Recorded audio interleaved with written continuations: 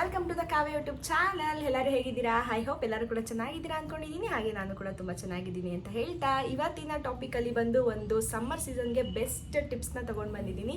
ಯಾವ ರೀತಿ ನಾವು ಕೂಲರ್ ಇಲ್ದಲೆ AC ಇಲ್ದಲೆ ಫ್ಯಾನ್ ಇದ್ದು ಮನೆಯಲ್ಲಿ ಬಿಸಿ ಗಾಳಿ ಬರ್ತಾ ಇರುತ್ತಲ್ಲ, ಸೊ ಅದಕ್ಕೆ ಯಾವ ರೀತಿ ಸ್ವಲ್ಪ ರೂಮ್ ಟೆಂಪ್ರೇಚರ್ನ ಕೂಲಾಗಿ ಇಡೋದು ಅನ್ನೋದ್ರ ಬಗ್ಗೆ ಇವತ್ತು ಟಾಪಿಕ್ ತೊಗೊಂಡು ಬಂದಿದ್ದೀನಿ. ಆನಂತರ ಟಿಪ್ಸ್ ಕೂಡ ತೊಗೊಂಡು ಬಂದಿದ್ದೀನಿ. ಆ ಟಿಪ್ಸ್ನ ನೀವು ಫಾಲೋ ಮಾಡೋದ್ರಿಂದ ಖಂಡಿತವಾಗ್ಲೂ ಮನೆಯಲ್ಲಿ ರೂಮ್ ಒಳಗಡೆ ಇರುವಂತಹ ಬಿಸಿ ಗಾಳಿ, ಫ್ಯಾನಿನ ಬಿಸಿ ಗಾಳಿನ ಸ್ವಲ್ಪ ಮಟ್ಟಿಗೆ ರೂಮ್ ಎಲ್ಲ ಸ್ವಲ್ಪ ಕೂಲಾಗಿರೋ ಥರ ಮಾಡ್ಕೊಳ್ಬೋದು. ಬಿಸಿ ಗಾಳಿ ಬರ್ತಾ ಇರುತ್ತಲ್ವ, ಫ್ಯಾನ್ ಆಗ್ತಾಗೆಲ್ಲ ಬಿಸಿ ಗಾಳಿ ಬರುತ್ತಲ್ವ, ಅದು ಕೂಡ ಸ್ವಲ್ಪ ಕಡಿಮೆ ಆಗುತ್ತೆ ಅಂತ ಹೇಳ್ತಾ ಇವತ್ತಿನ ಟಿಪ್ಸ್ ಬಗ್ಗೆ ಮಾತಾಡೋಣ. ಅದಕ್ಕೆ ಅಂತಾನೆ ಇವತ್ತು ನಾನೊಂದು ಬ್ಯೂಟಿಫುಲ್ ಆಗಿರುವಂತಹ ಟಿಪ್ಸ್ನ ತೊಗೊಂಡು ಬಂದಿದ್ದೀನಿ. ನಿಜವಾಗ್ಲೂ ಎಷ್ಟು ಸೆಕೆ ಇದೆ ಅಂದರೆ ನೋಡಿ, ಮೈ ಗಾಡ್, ಏನು ಮಾಡಬೇಕು ಅಂತ ಗೊತ್ತಾಗ್ತಾ ಇಲ್ಲ. ಈ ಸಮ್ಮರಲ್ಲಿ ಎಲ್ಲ ಫುಲ್ಲು ಫೇಸ್ ಎಲ್ಲ ಟ್ಯಾನ್ ಆಗೋದು, ಆನಂತರ ರ್ಯಾಷಸ್ ಆಗೋದು, ಹೆವಿ ಸಿಕ್ಕಾಪಟ್ಟೆ ಸೆಕೆ ಇದೆ, ಸಿಕ್ಕಾಪಟ್ಟೆ ಬಿಸಿಲಿದೆ ಈಚೆ ಕೆಲ್ಸಕ್ಕೆ ಹೋಗೋರಿಗೆ, ಟೂ ವೀಲರ್ ಓಡಿಸೋರಿಗೆ, ಆನಂತರ ಕಾರಲ್ಲಿ ಟ್ರಾವೆಲ್ ಮಾಡೋರಿಗೆ, ಗಾಡೀಲಿ ಟ್ರಾವೆಲ್ ಮಾಡೋರಿಗೆ ಖಂಡಿತವಾಗ್ಲೂ ಬಿಸಿಲು ತಡ್ಕೊಳಕ್ಕಾಗೋದಿಲ್ಲ. ಆನಂತರ ಮನೆ ಒಳಗಡೆ ಬಂದರೆ ಒಂದು AC ಇರಬೇಕು, ಇಲ್ಲಾಂದರೆ ಒಂದು ಕೂಲರ್ ಇರಬೇಕು, ಇಲ್ಲ ಅಂತಂದರೆ ಖಂಡಿತವಾಗ್ಲೂ ಮನೇಲಿ ಇರೋಕ್ಕೆ ಆಗೋದಿಲ್ಲ. ಆ ರೇಂಜಲ್ಲಿ ಬಿಸಿಲಿದೆ ಸೀರಿಯಸ್ಲಿ. ಅದಕ್ಕೋಸ್ಕರ ಅಂತಲೇ ನಾನು ಇವತ್ತು ಒಂದು ಸೂಪರ್ ಡೂಪರ್ ಆಗಿರುವಂತಹ ಒಂದು 3 ಟಿಪ್ಸ್ನ ತೊಗೊಂಡು ಬಂದಿದ್ದೀನಿ. ಇವತ್ತು ನನ್ನ ಯೂಟ್ಯೂಬ್ ಚಾನಲಲ್ಲಿ ಕೂಡ ಅಪ್ಲೋಡ್ ಮಾಡಿದ್ದೀನಿ. ದಯವಿಟ್ಟು ಎಲ್ಲರೂ ವಾಚ್ ಮಾಡಿ. ಯಾವ ರೀತಿ ಇರುತ್ತೆ ಆ ಟಿಪ್ಸು ಅನ್ನೋದ್ರ ಬಗ್ಗೆ ಕೂಡ ಸೂಪರಾಗಿ 100% ಚೆನ್ನಾಗಿ ವರ್ಕ್ ಆಗುತ್ತೆ. ನೋಡಿ ಎಷ್ಟು ಬೆವರ್ತಾ ಇದ್ದೀನಿ. 2 ಮಿನಿಟ್ಸ್ ಫ್ಯಾನ್ ಆಫ್ ಮಾಡಿರೋದಷ್ಟೇ. ಸಿಕ್ಕಾಪಟ್ಟೆ ಬಿಸಿಲಿದೆ. ಬಟ್ AC ಇಲ್ಲ, ಕೂಲರ್ ಇಲ್ಲ ಅಂತ ಅಂದರೆ ಖಂಡಿತವಾಗ್ಲೂ ಮನೇಲಿ ಬರೀ ಫ್ಯಾನ್ ಮಾತ್ರ ಇದೆ ಅಂತ ಅಂದರೆ ಖಂಡಿತವಾಗ್ಲೂ ಈ ಫ್ಯಾನ್ ಮಾತ್ರ ಯೂಸ್ ಮಾಡೋರಿಗೆ ಈ ಟಿಪ್ಸು ತುಂಬ ಅಂದರೆ ತುಂಬ ಯೂಸ್ಫುಲ್ ಆಗುತ್ತೆ. ಖಂಡಿತವಾಗ್ಲೂ ಈ ಟಿಪ್ಸ್ನ ನಾನು ತೊಗೊಂಡು ಬಂದಿದ್ದೀನಿ ಇವತ್ತಿನ ವೀಡಿಯೋಗಳಲ್ಲಿ. ದಯವಿಟ್ಟು ಯಾರೆಲ್ಲ ಇವತ್ತಿನ ವೀಡಿಯೋಗಳನ್ನ ನೋಡ್ತಾ ಇದ್ದೀರಾ, ಈ ಸಂಚಿಕೆಗೆ ದಯವಿಟ್ಟು ಲೈಕ್ ಕೊಡಿ, ಸಬ್ಸ್ಕ್ರೈಬ್ ಮಾಡ್ಕೊಳ್ಳಿ, ಸಪೋರ್ಟ್ ಮಾಡಿ ಅಂತ ನಾನು ರಿಕ್ವೆಸ್ಟ್ ಮಾಡ್ಕೊತೀನಿ. ತುಂಬ ಅಂದರೆ ತುಂಬ ಯೂಸ್ಫುಲ್ ಆಗುವಂತಹ ಟಾಪಿಕ್ ಇವತ್ತು, ಮತ್ತು ಟಿಪ್ಸ್ ಇವತ್ತು ಖಂಡಿತವಾಗ್ಲೂ ಎಲ್ಲರಿಗೂ ಕೂಡ ಯೂಸ್ ಆಗುತ್ತೆ. ಫ್ಯಾನ್ ಇರುವಂತಹ ಮನೆಗಳಲ್ಲಿ ರೂಮ್ ಟೆಂಪ್ರೇಚರ್ ಲೆವೆಲ್ ಖಂಡಿತವಾಗ್ಲೂ ನೀವು ನೋಡ್ತಾ ಇರ್ತೀರಾ. ಫ್ಯಾನ್ ಗಾಳಿಗೆ ಬಿಸಿ ಬಿಸಿ ಬಿಸಿ ಗಾಳಿ ಬರ್ತಾ ಇರುತ್ತೆ.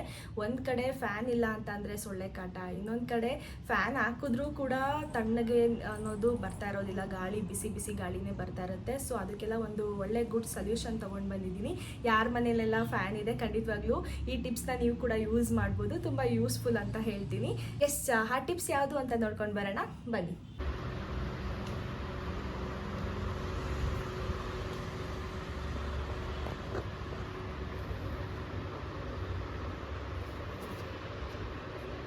ಎಸ್ ಗೈಸ್, ಮೊದಲನೇ ಟಿಪ್ಸ್ ಹೇಳೋದಾದರೆ ಬೆಡ್ರೂಮಿಗೆ ಬಂದಿದ ತಕ್ಷಣ ಫ್ಯಾನ್ ಆನ್ ಮಾಡೋಣ. ಫ್ಯಾನ್ನ ಸ್ವಲ್ಪ ಜೋರಾಗಿ ಆನ್ ಮಾಡಿ ಆನಂತರ ನಮ್ಮ ಬೆಡ್ರೂಮಿನ ಡೋರ್ನ ಕ್ಲೋಸ್ ಮಾಡಬೇಕು. ಆನಂತರ ವಿಂಡೋಗಳು ಕೂಡ ಓಪನ್ ಇದ್ದರೆ ಕ್ಲೋಸ್ ಮಾಡಿದ್ರೆ ತುಂಬ ಒಳ್ಳೆಯದು. ಹಾಗೆ ವಿಂಡೋ ಮತ್ತು ಡೋರ್ ಎರಡೂ ಕೂಡ ಕ್ಲೋಸ್ ಮಾಡಿದ ನಂತರ ಒಂದು ಬಕೆಟಲ್ಲಿ ನಾನು ಅಂದರೆ ಬಕೆಟ್ ತುಂಬ ನೀರನ್ನು ತೊಗೊಂಡಿದ್ದೀನಿ.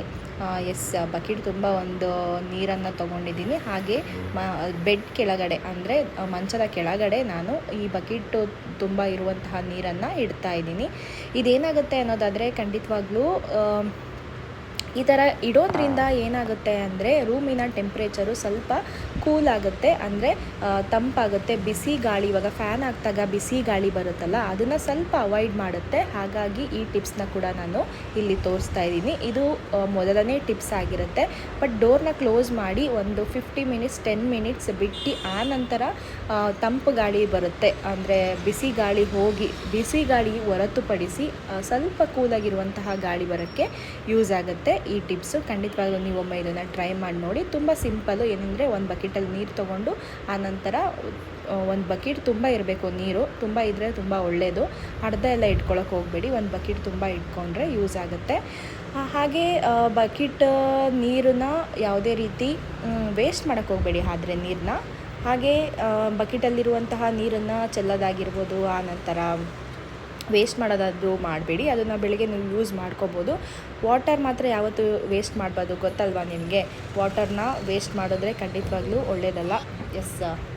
Save water, save nature, save water. ಹಾಗಾಗಿ ನೀರನ್ನು ವೇಸ್ಟ್ ಮಾಡಬೇಡಿ ಅಂತ ಹೇಳ್ತಾ ನೆಕ್ಸ್ಟು ಸೆಕೆಂಡ್ ಪಾಯಿಂಟ್ ಬಂದು ಒಂದು ವಾಟರ್ ಕ್ಯಾನ್ ತೊಗೊಳ್ಳೋಣ. ಅದ್ರ ತುಂಬ ವಾಟರ್ನ ತುಂಬಿದ್ದೀನಿ. ಆನಂತರ ರೆಫ್ರಿಜರೇಟ್ರಲ್ಲಿ ಅಂದರೆ ಫ್ರಿಜ್ ಒಳಗಡೆ ಇಟ್ಕೊಳ್ಳೋಣ. ಅಂದರೆ ಐಸ್ ಕ್ಯೂಬ್ ಆಗುತ್ತಲ್ಲ ಆ ಜಾಗದಲ್ಲಿ ಇಟ್ಕೊಳ್ಳೋಣ, ಆ ಪ್ಲೇಸಲ್ಲಿ ಇಟ್ಕೊಳ್ಳೋಣ. ಆನಂತರ ಐಸ್ ಕ್ಯೂಬ್ ಆದ ನಂತರ ಅದೇ ಬಕೆಟಿಗೆ ಆ ಐಸ್ ಕ್ಯೂಬ್ನ ನೀರೊಳಗಡೆ ಹಾಕಬೇಕು. ಇದು ಬಂದು 2ನೇ ಟಿಪ್ಸು. ಖಂಡಿತವಾಗ್ಲೂ ಇದು ಕೂಡ ತುಂಬ ಚೆನ್ನಾಗಿ ವರ್ಕ್ ಆಗುತ್ತೆ. ಬಿಸಿ ಗಾಳಿ ಏನಿರುತ್ತೆ ಈ ಐಸ್ ಕ್ಯೂಬಿಂದ ತಣ್ಣಗಿರೋಕ್ಕೆ ಸಹಾಯ ಮಾಡುತ್ತೆ. ಅಂದರೆ ಬಕೆಟಲ್ಲಿರುವಂತಹ ನೀರು ಕೂಡ ತಣ್ಣಗಿರುತ್ತೆ ಐಸ್ ಕ್ಯೂಬಿನ ಕಾರಣದಿಂದ. ಹಾಗೆ ನಮ್ಮ ರೂಮ್ ಟೆಂಪ್ರೇಚರ್ ಕೂಡ ಅಂದರೆ ನಮ್ಮ ರೂಮಲ್ಲಿರುವಂತಹ ಬಿಸಿ ಗಾಳಿನ ಕೂಡ ತಣ್ಣಗೆ ಮಾಡೋಕ್ಕೆ ಸಹಾಯ ಮಾಡುತ್ತೆ.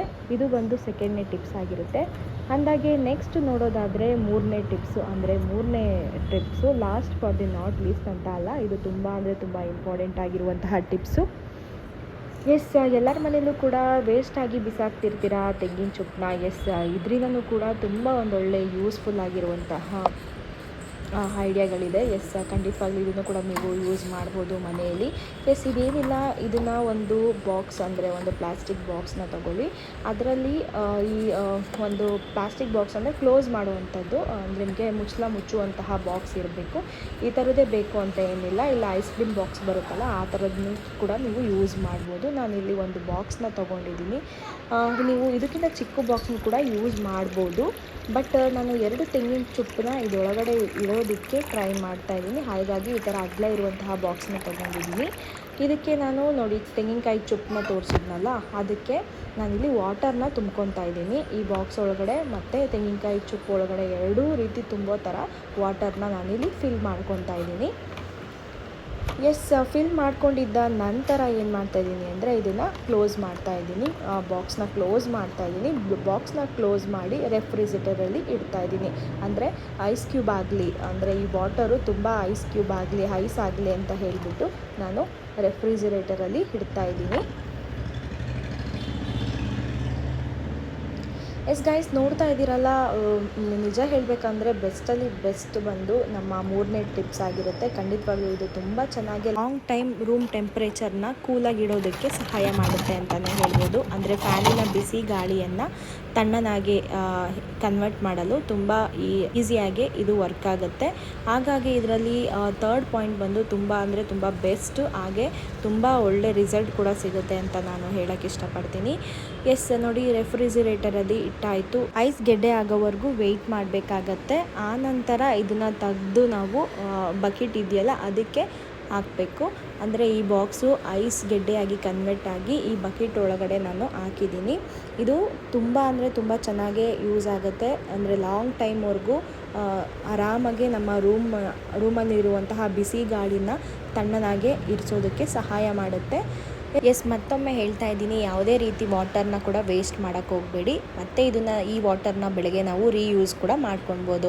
ಕೈಕಾಲು ತೊಳೆಯೋದಕ್ಕಾಗಿರ್ಬೋದು, ಇಲ್ಲ ಅಂತಂದರೆ ವಾಶ್ರೂಮ್ಗಾದರೂ ನೀವು ಯೂಸ್ ಮಾಡ್ಕೋಬೋದು. ಬಟ್ ಡೋಂಟ್ ವೇಸ್ಟ್ ವಾಟರ್ ಅಂತ ನಾನು ರಿಕ್ವೆಸ್ಟ್ ಮಾಡ್ಕೊತೀನಿ. ರೂಮಲ್ಲಿರುವಂತಹ ಬಿಸಿ ಗಾಳಿ ತಣ್ಣಗಾಗೋದಕ್ಕೆ ಒಳ್ಳೆ ರೀತಿಯಾಗಿ ಸಹಾಯ ಮಾಡುತ್ತೆ ಈ ಟಿಪ್ಸು. ದಯವಿಟ್ಟು ನೀವು ಒಮ್ಮೆ ಟ್ರೈ ಮಾಡಿ ನೋಡಿ, ಖಂಡಿತವಾಗ್ಲೂ ವರ್ಕ್ ಆಗುತ್ತೆ ಅಂತ ಹೇಳ್ತಾ ನೋಡಿ, ಒಂದು ಬಕೆಟಲ್ಲಿ ಹಾಕಿರುವಂತಹ ಐಸ್ ಗೆಡ್ಡೆ ಅಂದರೆ ಚೆನ್ನಾಗಿ ಐಸ್ ಗೆಡ್ಡೆ ಆಗಬೇಕು. ವಾಟರ್ ಥರ ಇರಬಾರ್ದು, ತುಂಬ ಚೆನ್ನಾಗಿ ಐಸ್ ಗೆಡ್ಡೆ ಆಗಿರಬೇಕು. ಆಗ ಮಾತ್ರ ಇದು ಲಾಂಗ್ ಟೈಮ್ವರೆಗೂ ಇರೋದಕ್ಕೆ ಸಾಧ್ಯ.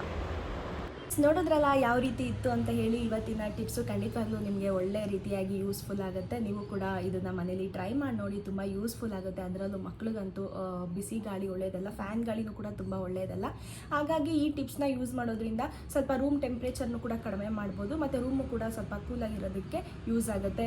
ಒಂದು AC ಇಲ್ದಲೆ, ಕೂಲರ್ ಇಲ್ದಲೆ ಬರೀ ಫ್ಯಾನ್ ಮಾತ್ರ ಇದೆ, ಫ್ಯಾನ್ನ ಮಾತ್ರ ಯೂಸ್ ಮಾಡ್ತಿದ್ದೀರಾ ಅಂದರೆ ಖಂಡಿತವಾಗ್ಲೂ ಬಿಸಿ ಗಾಳಿನ ಸ್ವಲ್ಪ ಮಟ್ಟಿಗೆ ಕಡಿಮೆ ಮಾಡಿ ರೂಮ್ ಟೆಂಪ್ರೇಚರ್ನ ಕೂಲಾಗಿಡೋದಕ್ಕೆ ಯೂಸ್ ಆಗುತ್ತೆ ಅಂತ ಹೇಳ್ತಾ, ಗೈಸ್, ಇನ್ನು ಯಾರೆಲ್ಲ ನನ್ನ ಯೂಟ್ಯೂಬ್ ಚಾನಲ್ಗೆ ಸಬ್ಸ್ಕ್ರೈಬ್ ಆಗದಲ್ಲೇ ನೋಡ್ತಾ ಇದ್ದೀರಾ, ದಯವಿಟ್ಟು ನನ್ನ ಚಾನಲ್ಗೆ ಸಬ್ಸ್ಕ್ರೈಬ್ ಮಾಡ್ಕೊಳ್ಳಿ, ಲೈಕ್ ಮಾಡಿ, ಶೇರ್ ಮಾಡಿ ನಿಮ್ಮ ಫ್ಯಾಮಿಲಿ ಫ್ರೆಂಡ್ಸ್ಗೆ ಅಂತ ಹೇಳ್ತಾ, ಥ್ಯಾಂಕ್ ಯು ಸೋ ಮಚ್. ಯಾರೆಲ್ಲ ನನ್ನ ವೀಡಿಯೋಗಳನ್ನ ವಾಚ್ ಮಾಡ್ತಾ ಇದ್ದೀರಾ ಇದೇ ರೀತಿ ಸಪೋರ್ಟ್ ಮಾಡಿ. ಬಾಯ್, ಟೇಕ್ ಕೇರ್. ನೆಕ್ಸ್ಟ್ ವೀಡಿಯೋಗಳಲ್ಲಿ ಒಳ್ಳೆ ಇನ್ಫಾರ್ಮೇಷನ್ಗಳ ಜೊತೆ ಸಿಗ್ತೀನಿ ಅಂತ ಹೇಳ್ತಾ ಬಾಯ್.